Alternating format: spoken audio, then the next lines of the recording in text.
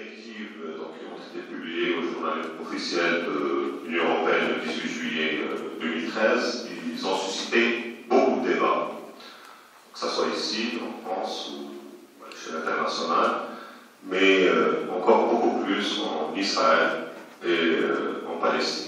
Et en Israël, il y avait une surréaction par rapport à ces directives, lignes directrices.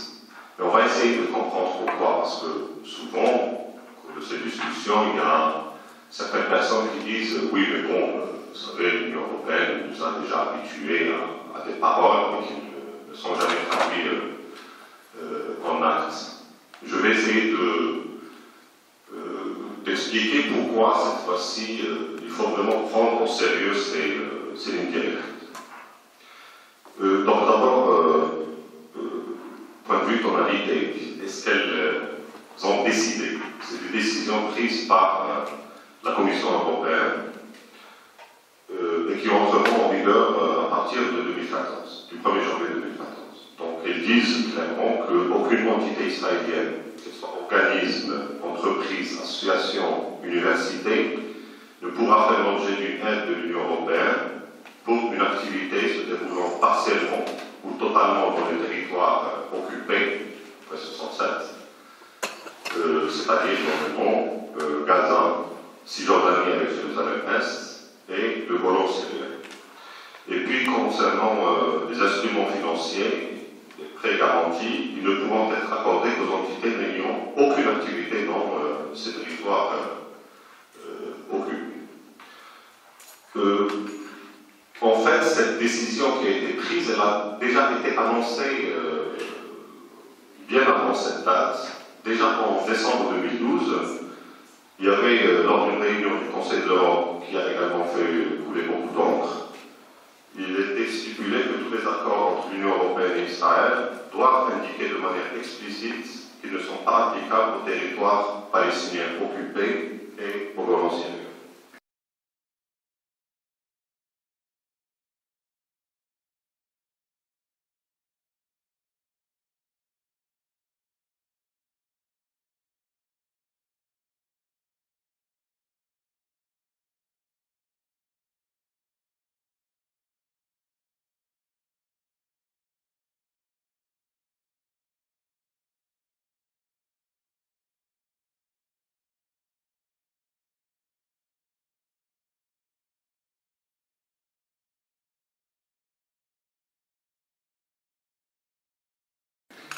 Et cette décision du Conseil de l'Europe de décembre 2012 était suite à une autre décision qui était d'une extrême importance, qui est la réunion des ministres des Affaires étrangères de l'Union européenne, qui avait émis une des déclarations les plus fortes à ce jour.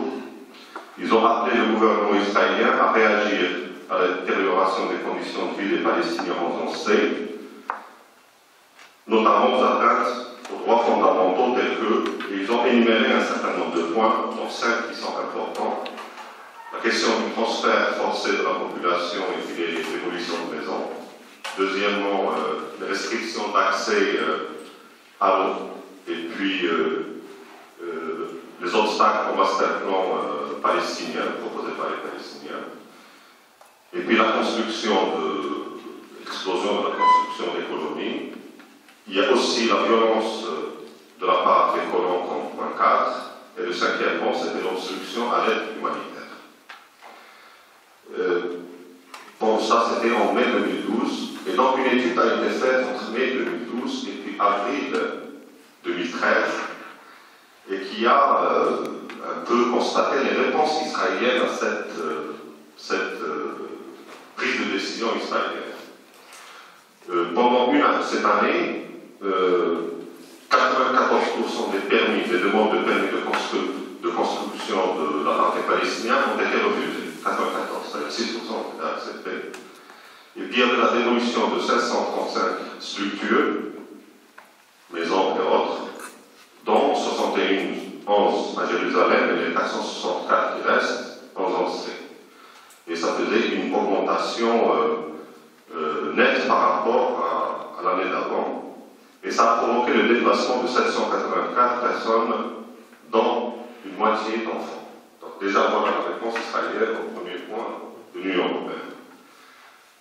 Pour le deuxième point, sur les masterplans, il y avait sur les 32 masterplans financés par l'Union européenne et donc demandés par les Palestiniens, donc les Palestiniens depuis 2009, aucun n'a été approuvé par les autorités israéliennes. C'est-à-dire aucun n'a été mis en chantier.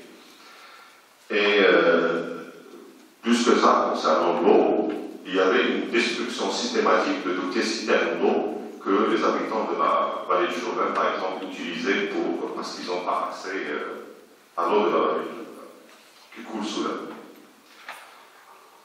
sur le troisième point, construction des colonies, donc il y avait une très très forte accélération de la colonisation. Par exemple, en 2012, il y avait l'approbation donnée à 6676 nouvelles unités de logement, c'est-à-dire 4 fois plus qu'en 2011. Donc là aussi, une réponse claire de la part des Israéliens à l'Union européenne. Pour le quatrième point, la violence des colons elle a augmenté. Donc 150 Palestiniens, dont 33 enfants ont été blessés entre mai 2012 et avril 2013. Il y avait, l'année d'avant, il y avait 7 attaques des colons contre les Palestiniens par semaine. Il y avait une augmentation pendant cette année de 8 attaques, et plus particulièrement à partir de janvier 2013. Très peu ont eu une issue juridique favorable aux Palestiniens, c'est-à-dire que ça ne dépasse pas les 5 ou 6% des plaintes qui ont été déposées, sachant que les plaintes ne représentent déjà qu'un très faible pourcentage par rapport aux attaques qui ont été perpétrées. Et donc enfin, pour nos solutions à l'aide humanitaire, donc la réponse des Israéliens, c'était, et je cite d'abord ce qui était dans la réunion des conseils des ministres des Affaires étrangères. Ils ont dit que l'Union européenne continuera à fournir une aide financière pour le développement palestinien dans la zone C, donc la zone C qui représente 60% de la Cisjordanie qui est sous contrôle militaire et civil israélien. Il y avait aussi un rapport qui était extrêmement important, ce rapport que l'Union européenne a tout fait pour le maintenir clandestin. C'était un rapport des chefs de mission poste à Jérusalem, c'est les consuls généraux des 27 pays. Et donc on a pu obtenir une copie par l'organisation israélienne Breaking the News. Et donc on a pu le traduire. Et puis, donc quand on a écrit à Catherine Ashton pour lui demander comment ça se fait qu'elle ne publie pas ce rapport, la réponse était c'est un rapport interne qui nous sert pour construire notre politique vis-à-vis d'Israël-Palestine, et c'est une pièce parmi d'autres. Alors c'est ça parmi d'autres, qu'est-ce que ça veut dire? Il y a un rapport des représentants qui sont là dans le Conseil de Jérusalem. Parmi d'autres, il y a un seul point d'appui, c'est ce que produisent les Israéliens. Donc ça veut dire qu'ils étaient en train de négocier comment essayer de trouver le compromis. Ce rapport des chefs de mission, extrêmement important. Donc après une description détaillée de tout ce qui se passe à Jérusalem, en s'attaquant à l'accélération de la colonisation, démolition de maisons, expropriation de terres, obstacles pour obtenir des permis de construire, sur la question du statut de résident à Jérusalem, qui est retiré très souvent aux Palestiniens pour le moindre motif. Donc l'encerclement de Jérusalem par un certain nombre de colonies, puis la coupée entièrement de la Cisjordanie.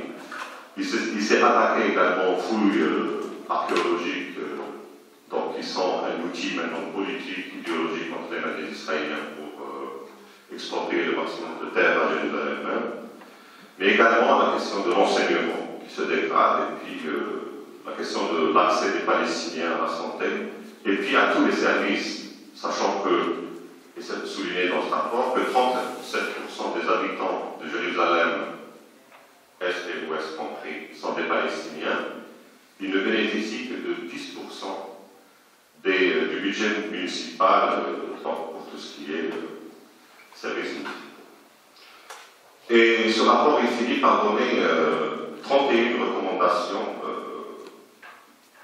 Et ils disent pourquoi ces recommandations, c'est pour sauver la seule solution internationalement reconnue, qui est la solution à deux États. Je vais vous lire simplement 3 parmi ces 31 recommandations. Et vous constatez le changement de temps également dans cette. Donc, c'était le point 2, coordonner le contrôle de l'Union européenne et une réaction forte de l'Union européenne afin d'empêcher. Avant, c'était condamné ou déplorer ou pleurer, etc. Maintenant, c'est d'empêcher la construction de colonies dans la zone dite de Bain, y compris l'opposition au transfert forcé des communautés bédouines de la zone de Bain. Le point numéro 5, c'était s'assurer qu'aucun des programmes de l'Union européenne ne soit utilisé pour soutenir la colonisation et l'activité liée à la colonisation, y compris le financement de la recherche, de l'enseignement et de la coopération technologique. Et puis il y a un point également très très important qui s'apparente presque à du boycott, qui est le développement et développer au mouvement des consignes spontanées de la part des voyagistes de l'Union européenne pour empêcher le soutien aux transactions avec les colonies à Jérusalem-Est. Et ça, c'est vraiment tout ça, c'est quelque chose de nouveau dans le langage de l'Union européenne. Et comme j'ai dit tout à l'heure, en utilisant des mots qui sont vraiment, c'est empêcher ou bien entend protéger les investissements, etc. D'où l'importance de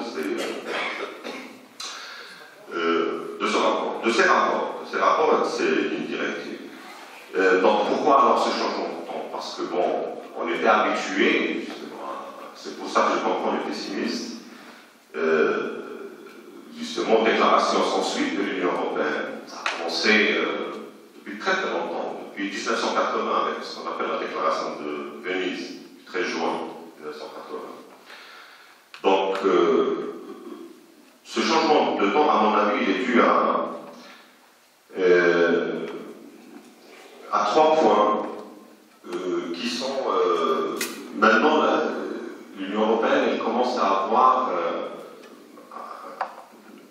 c'est-à-dire à sentir qu'il va y avoir un vide, parce que s'il n'y a pas cette application de la solution à 2 États, il y a plusieurs points d'interrogation qui restent à résoudre.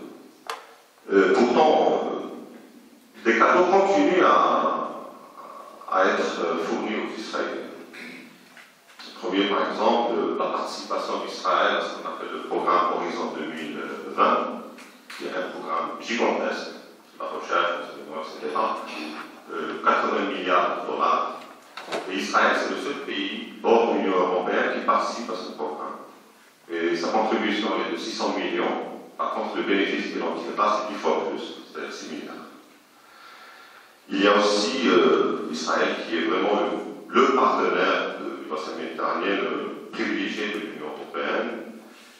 Et ce qui a fait que Israël tire en profit, y compris pour ses colonies, ce qui a rendu l'Union européenne, c'est-à-dire l'entité qui participe le plus aux efforts de la colonisation israélienne. Un excellent rapport qui a été publié en octobre 2012, ça s'appelle La paix au rabais. Il donne des chiffres très très précis, une étude très précise, sur les échanges commerciaux entre l'Union européenne et les colonies. Il compare donc ces transactions, il dit que les colonies elles profitent 15 fois plus que le reste de la Palestine des échanges commerciaux. C'est-à-dire si on rapporte au nombre d'habitants, un colon qui bénéficie 100 fois plus qu'un Palestinien des échanges commerciaux entre l'Union européenne et Israël.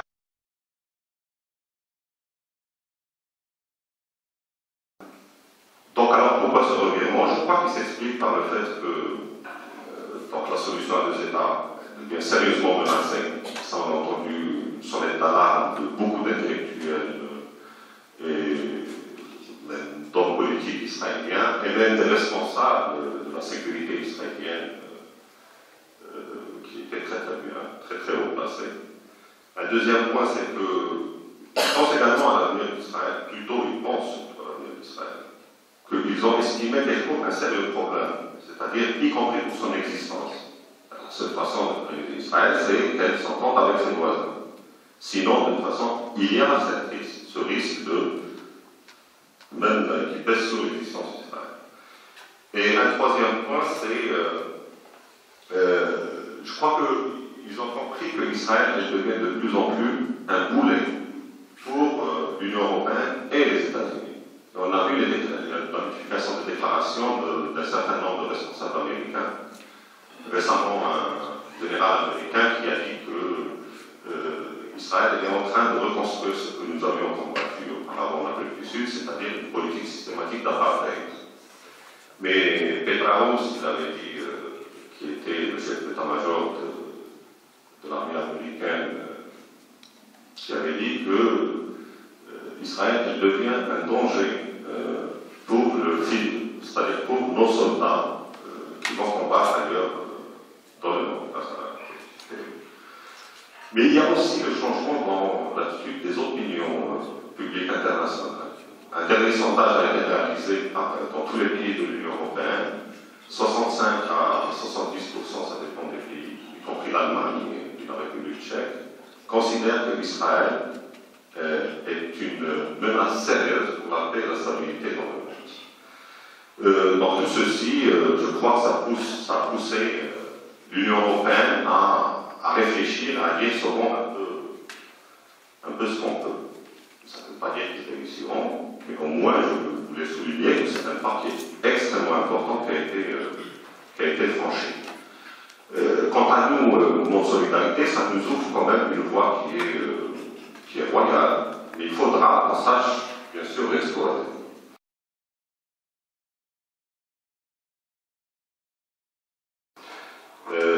Nous devons quand même demander à l'Union européenne d'aller un peu plus loin, c'est-à-dire en commençant d'abord par la suspension des discussions en cours dans le cadre de la politique européenne de voisinage, qui octroie encore des privilèges à Israël qui sont extrêmement importants.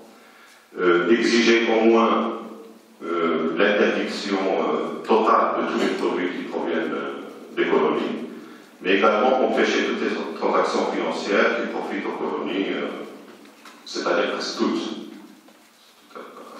impliquées dans l'économie. Et puis développer le boycott citoyen comme un outil en faveur de ce qui est important, c'est-à-dire le désinvestissement de toutes les sociétés, plus particulièrement françaises, en ce qui nous concerne, et les sanctions, c'est-à-dire la mise en application, ce qui a été déjà voté en avril 2002 par le Parlement européen, c'est-à-dire la suspension de l'accord d'association entre l'Union européenne et Israël. Donc, comme moyen, je crois qu'en France, il faut qu'on renforce déjà deux structures. Il y a une particularité française, c'est qu'il y a quand même deux structures qui sont très très importantes, qui sont le collectif national pour une paix juste et durable entre Palestiniens et Israéliens, notre groupe 50 associations, et les partis politiques, organisations syndicales, etc., donc de renforcer et puis de lui donner un peu plus de travail, mais également la plateforme des ONG pour la Palestine. Et on voit que dans le rapport que j'ai cité tout à l'heure de 22 ONG, il y avait un certain nombre d'organisations de la plateforme des ONG et qui commencent à s'intéresser un peu plus à la politique, pas uniquement aux actions humanitaires. Ça, c'est extrêmement très très important.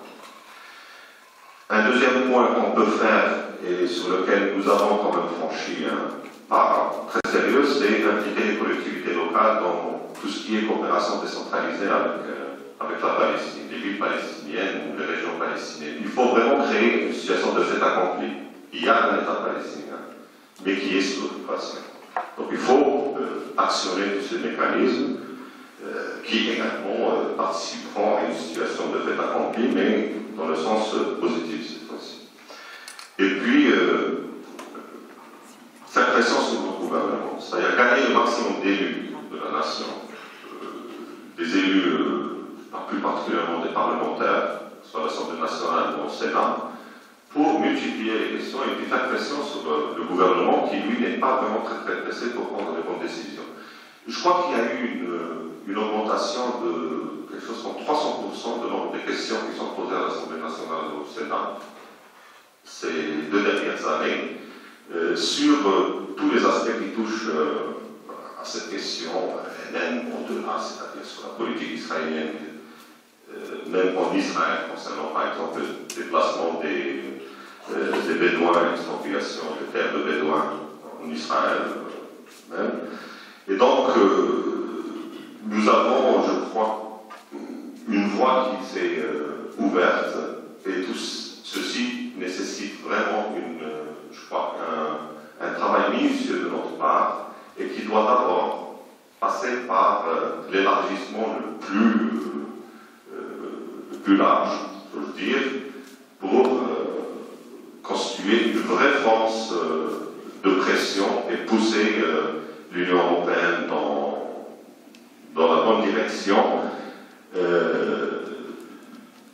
pas uniquement en France, mais en coordonnant avec toutes nos associations amies au niveau européen. Nous avions à la FPS organisé un colloque le 1er mars sur la question des répercussions de la colonisation d'occupation sur la vie politique, sociale et économique des Palestiniens. Il y avait 5 grandes centrales syndicales européennes qui étaient présentes et elles ont signé un texte qui était très très clair sur la question de leur engagement dans la question du désinvestissement et des sanctions. Sur la question des prisonniers, nous avons commencé une campagne de parrainage des prisonniers politiques palestiniens, et je crois qu'il est unanimement salué. Et nous avons d'ailleurs, au niveau national, nous l'avons emmené pour la vente entre guillemets aux politiques nationales pour une lutte fédérale. Et d'ailleurs, il y a de plus en plus maintenant d'organisations du collectif, plus particulièrement celles qui s'occupent des droits de l'homme, qui sont impliquées directement dans cette campagne de prisonniers. Donc ce n'est absolument pas une affaire de la FPS. Et toutes les campagnes de la FPS elles sont faites pour être justement généralisées à d'autres, que ce soit au sein du collectif ou au sein de la plateforme. À chaque fois, nous essayons de prendre les campagnes qui sont les nôtres. Comme d'ailleurs, et je fais le lien avec le BDS, l'AFS n'est pas membre de BDS France. C'est une décision du Congrès. L'AFS, elle est conservateur à BDS. Nous considérons, je reviens rapidement sur l'histoire de la création de BDS. Mireille tout à l'heure, elle disait qu'au sein du collectif, c'était très difficile de faire appel à cette question. Oui, c'était difficile. Il y avait des réticences également. Il y avait des réticences. Mais il fallait prendre, je crois, un peu plus de temps, tout en gardant, de faire un travail, lui donner des chances de réussir, c'est de le faire dans le cadre le plus large possible. Donc prendre un peu de temps et ne pas créer une deuxième structure qui, malheureusement, n'a pas pu attirer vers elle les organisations, les associations les plus importantes de la société française. Je crois que l'élargissement, c'est quelque chose de fondamental pour la réussite de tout mouvement solidaire. Ça, c'est une chose, quitte à ce qu'on met le curseur un peu loin. Et je crois que nous avons réussi au sein du collectif à faire du BDS. Le BDS ne se fait pas par BDS France. Il se fait dans ces différentes organisations. Le collectif s'est emparé, par exemple, de cette action contre France Télécom Orange, qui a un partenariat avec la société israélienne partenaire. Nous avons pu mobiliser même la FIDH et la FDH, avec laquelle nous menons ce qu'on appelle un point de contact national, c'est-à-dire vis-à-vis, selon les principes directeurs de l'OCDE, c'est une plainte extrajudiciaire contre Veolia qui opère en usine Toplan dans la vallée Jourdain, mais également avec la CGT, aussi avec FIDH, DH, etc., contre France Télécom Orange. Donc tout ça, c'est un travail, je crois qu'on a pu, quand même, impliquer des organisations importantes qui étaient extrêmement réticentes pour le BDS, de faire du BDS. Mais je crois que ça, c'était quelque chose de... la question, ce n'est pas une question d'expression où il faut parler plus fort ou plus dur ou choses comme ça. Je crois que la question qu'il faut qu'on se pose, c'est comment remporter des victoires. Il ne s'agit pas de crier fort, de montrer son indignation. Il faut remporter des victoires. Et je crois qu'on est sur le bon chemin. Quant à la question de l'utilisation de certains mots, nettoyage ethnique, ceci, cela, je crois que ça correspond effectivement à des rapports onusiens. Quand on parle de nettoyage ethnique ou épuration ethnique, c'est dans le rapport de Richard Falk. C'est-à-dire qu'on ne peut pas nous traiter de je ne sais pas quoi, alors que nous ne faisons que reprendre des choses qui ont été dites par des instances officielles. Par exemple, le dernier rapport du Conseil des droits de l'homme, qui est encore en étude, ou le juge Goldstone, et je ne suis pas d'accord pour ceux qui disent qu'ils sont enterrés. Ils ne sont pas enterrés, c'est un rapport, ils ne sont jamais enterrés. Il reste toujours une base pour le futur. Les choses peuvent prendre du temps, peuvent mettre du temps, mais c'est des choses, c'est des rapports, c'est des bases sur lesquelles c'est sûr qu'il y aura, on pourra s'appuyer sur eux. Je crois que sur la question de l'Afrique du Sud, ça a pris des années, ça a pris des siècles. Le boycott, il a commencé par boycotter les enfants de l'Afrique du Sud. Et après, il y avait des pressions qui augmentent. Et qu'est-ce qui a fait plier l'Afrique du Sud, la fin de l'apartheid? C'est quand les États se sont engagés. Ici, dans la question palestinienne, nous sommes face à un morceau, un gros morceau. Je crois que c'est l'un des complots les plus importants du siècle dernier. Donc nous sommes face à quelque chose qui est très très difficile. Je crois que ça nous demande beaucoup plus d'efforts que ce qui a été fourni lors de l'Afrique du Sud. Et si nous n'avons pas présent dans notre esprit la question de il faut grignoter, il faut élargir le maximum, je crois qu'on ne pourra pas aller loin. Et il y a eu d'autres peuples qui ont été communs de l'histoire, si je pense aux aborigènes ou aux Indiens, ou choses comme ça, même si, comme disait Gilbert, je suis absolument d'accord, ce qui s'est passé dans les pays arabes, etc., il ouvre également